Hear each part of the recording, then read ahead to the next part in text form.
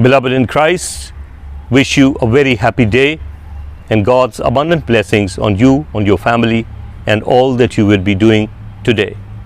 As I always repeat, life is a result of the choices we make. The quality of life we enjoy is based primarily on how we deal with what God gives us. Are we gluttons, or are we those who have a balanced diet? I mean the spiritual diet, and maintain a balance between the physical and the spiritual. If it is so, life can be a beautiful experience, and many of you would be a witness to that. Today I would like to focus on John chapter 1 verses 43 to 51, where we read about Nathanael, who is commonly identified with Bartholomew and is brought to Jesus by Philip. And what Jesus does? Jesus promises that his faith will be rewarded. What about us? Having been brought by other believers to the Lord, the quality of faith that we have is going to ultimately decide our reward from the Heavenly Father. And the challenge Jesus gives is also found in Matthew chapter 10 verse 16, when he addresses his disciples. What he says: "Behold, I send you out as sheep in the midst of wolves. So be wise as serpent and innocent as doves." Now that is the balance Jesus wants all of us to maintain in an environment which is not congenial. It is like being a lamb surrounded by wolves who are always ready to devour us. And in the midst of this environment, you and I are expected to witness, to work for the Lord.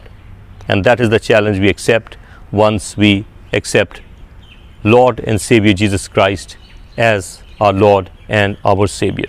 And I'm sure many of you have done it, and some of us would admit that our performance has been mediocre.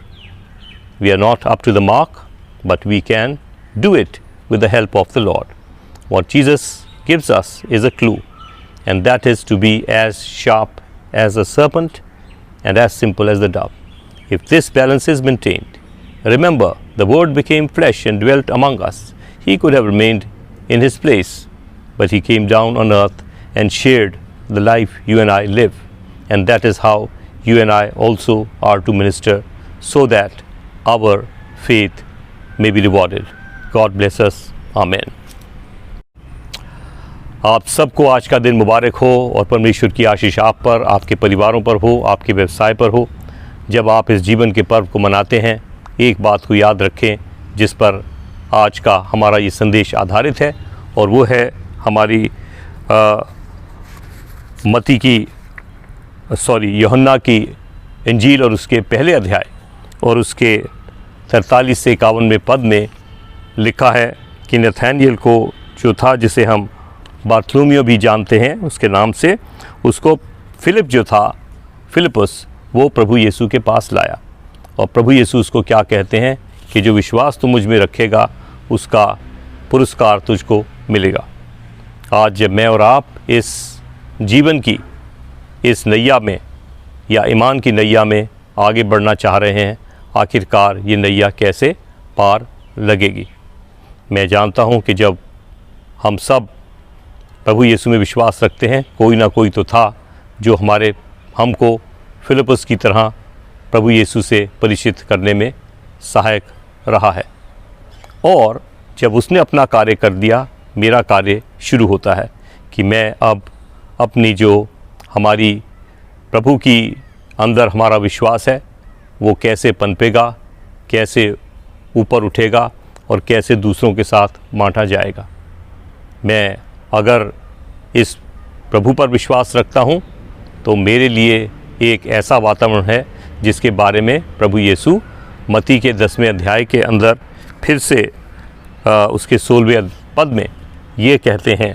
वो कहते हैं कि मैं तो तुमको जैसे एक भेड़ की मानंद भेड़ियों के बीच में भेजता हूँ, और इसलिए सांप की मानंद चतुर और कबूतर की नाई सीधे रहना।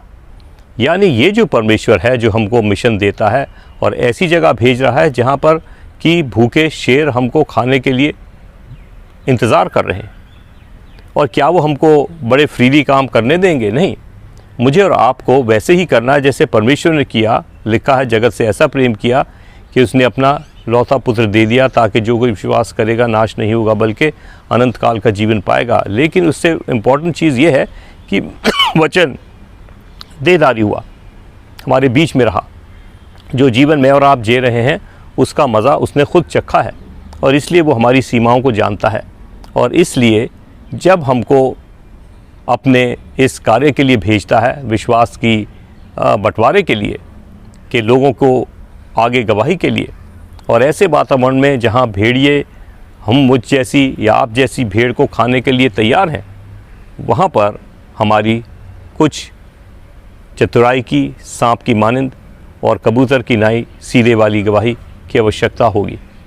अगर हम इस चीज़ को करेंगे तो हम प्रभु के वचन के अनुसार इस कार्य में सफल होंगे, क्योंकि उसने हमको कार्य दिया है और उसके साथ साथ हमको ज्ञान भी दिया है।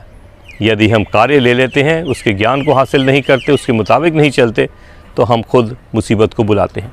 परमेश्वर हम सबको आशीष दे कि हम इस नियंत्रण को रखें और परमेश्वर की पवित्र आत्मा और उसके वचन के अनुसार उसके दिए हुए कार्य को पूरा करें।